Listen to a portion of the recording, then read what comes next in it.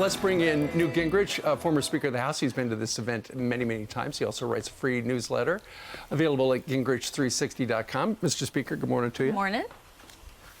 Good morning. We've actually split duty this morning. Callista's at the prayer breakfast, so I'm sure I'll get a personal report on what happens when the president shows up on the dais with Nancy. I mean, what is the thing that you think is going to happen? You saw the way the last time they interacted, President didn't shake her hand, she ripped up a speech. Look, I understand fully where President Trump's coming from. Speaker Pelosi has attacked him for 4 solid months. She's called him the most vile names possible. She said she doesn't care what the Senate does. Then she introduces him. You know, I introduced Bill Clinton 4 times when I was Speaker of the House. One time he was in the middle of a scandal. Every time, because of the dignity of the House and the Constitution, I used the right phrase. She didn't. Every time the president was cordial and we talked to each other, the idea that she would tear up his speech is so childish and so beneath the dignity of the House. I agree with Jonathan Turley, who's a Democrat, who wrote this morning that she really should be kicked out of office for demeaning the entire nature of both the Constitution and of the House of Representatives. Remember, he's delivering a constitutionally required address. Right. And so, in a sense, she's ripping up a document that exists under the Constitution. Well, wait, I got to ask something, Newt. How do you introduce the president? And how did she introduce the president? You don't just say, here's the president.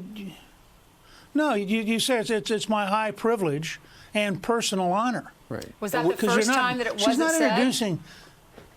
To the best of my knowledge, it is. Now, I will say, historically, George Washington went up, got such a disgusting response from the Congress, he refused to go back, and every one of his State of the Union after that was sent up in writing, read by the clerk, and there's not a spoken State of the Union until Woodrow Wilson in 1913. Well, with Nancy Pelosi's behavior, you sort of have a better sense of why Washington was really angry.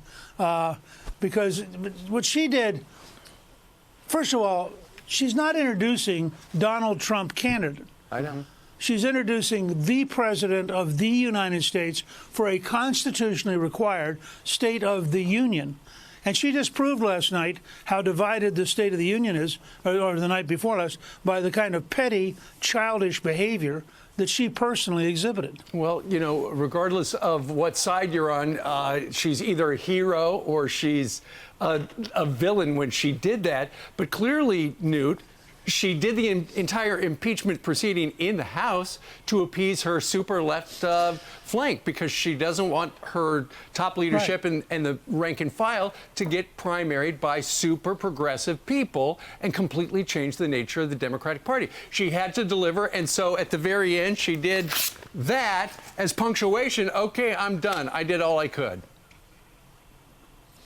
No, look, I don't know why she did it. I actually don't care why she did it.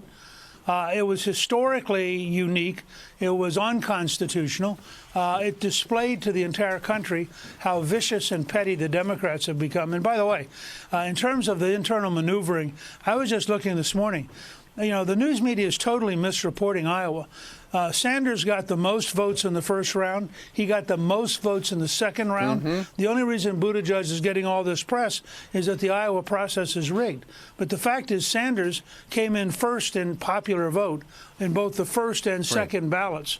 And it tells you how desperate they are to stop him, that we've been through this week of Sanders not being recognized. He is the front runner for the Democratic Party right now. Yeah, go ahead. And for New Hampshire, too, according to the Boston Globe, the poll says that he has 25% of the folks in New Hampshire, and Buttigieg is behind him at 19%. So he's up 6 percentage points. Yeah, and James Carville is horrified by the direction the party's going in. We saw him say that yesterday.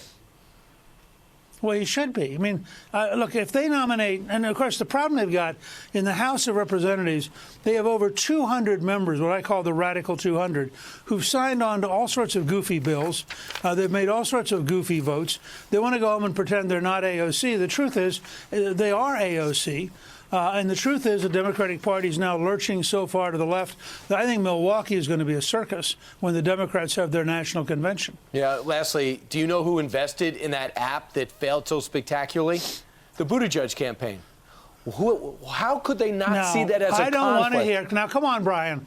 Come on, Brian. I don't want to hear any conspiracy thoughts. Okay. That just because the Buttigieg campaign paid for the app and it totally screwed up Iowa, that somehow Buttigieg has responsibility I was for screwing up. I mean, I was irresponsible. I can't believe that. Mr. Speaker, I was sorry. You said they changed the rule. That's frankly the kind of deplorable behavior that I've come to really love. That's why I love you. I mean, keep going. Don't slow down. Didn't they change the rules there, though, in Iowa because Bernie complained about how it affected him when he was running against Hillary?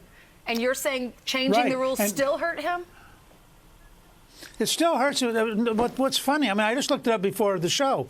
What's funny is in the morning coverage, Bernie is ahead in the first vote. He's then ahead in the second vote. Right. And then he's 3 behind in the delegate allegation. And the only thing the media wants to talk about is over here. They don't want to talk about the fact that if you really look at it, Bernie won Iowa and Buttigieg did not win Iowa. And he's got all this money, too. Right. And in New Hampshire, they just have the one go round. They don't have a number. So do you, your prediction, I just did a Bernie, news. your prediction, Bernie against President Trump? They won't let it Probably. happen. I just did a newsletter that said, bye-bye Biden, hello Bloomberg. And I think I'm beginning to think that they're going to have a brokered convention and that Milwaukee is going to be the most interesting Democratic convention since 1968. So I'm beginning to look forward to Milwaukee. We'll see if we'll have Milwaukee's best. All right. We'll see about that. Appreciate it, Mr. Speaker. Thank you.